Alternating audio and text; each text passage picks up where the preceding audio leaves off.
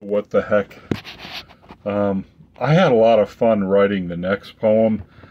It's, I don't remember which book it's in, but the title in my file of all my poems stood out briefly as I was looking at butterfly connections. So for the second poem of the day, I'm going to go ahead and read Bloodthirsty.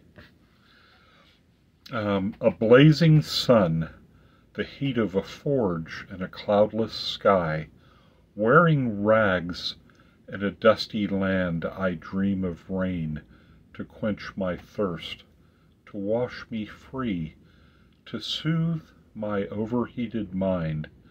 A second clueless day spent wandering, all around me waves of sand, a golden-grained sea where I will drown and be swallowed, parched and alone.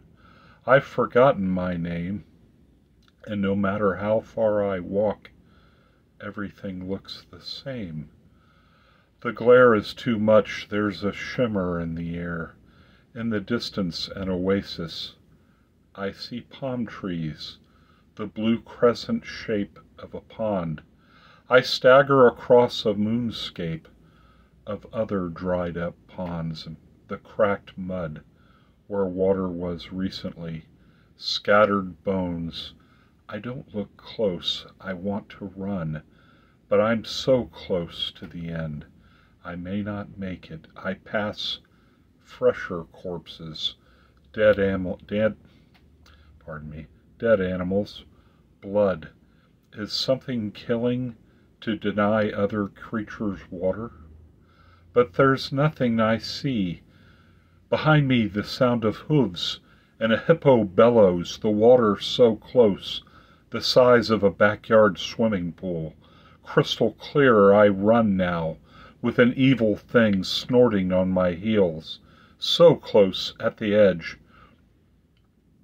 when a freight train squeals as it catches me, and I fly, broken without wings, a pinwheeling rag doll with nothing but straw on the inside and a mouth so dry.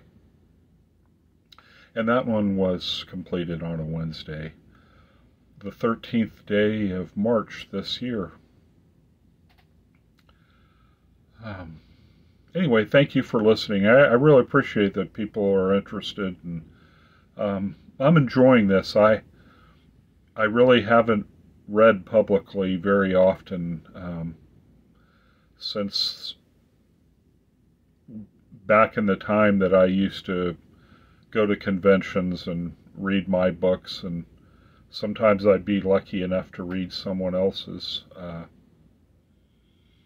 Anyway, it's always fun for me. I guess I'll share one more thing. I had this teacher at Riviera Middle School, and I think it was him.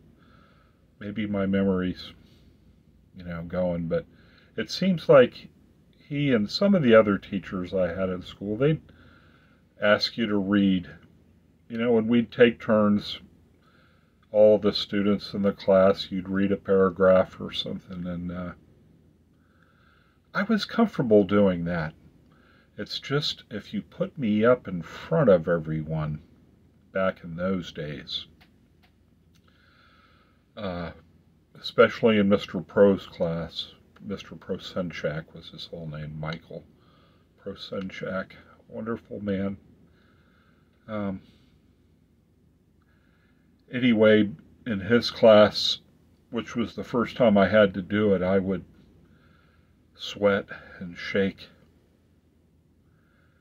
And I still, when I have publicly spoken in front of people, or a couple of times, the last time I believe it was that I sang karaoke, my hand was shaking like this as I was holding the microphone. And in that time it was in this bar out on Gulf Boulevard, I think it was this place right next to the daiquiri deck. And anyway, I was with my friend Mike Johnson and a couple other people, and he worked with me at Walmart. Anyway, I was singing the Atlanta Rhythm section song, So Into You, if you're curious. And I think I did okay, but you know, when you're hearing your voice on the inside, and you know, who knows? Mike was kind. He told me I did well, but anyway, I don't think very many people were even paying attention, so why get so worried about it? You know, I guess if it was bad, they'd start throwing things at you. That's the typical, you know, since the time of Shakespeare, response to something awful, I guess, is to hit you with a tomato. This isn't that, by the way. I did get hit with a tomato. It was that stupid CPAP mask it leaves its mark on me. Saves my life, but it's anyway.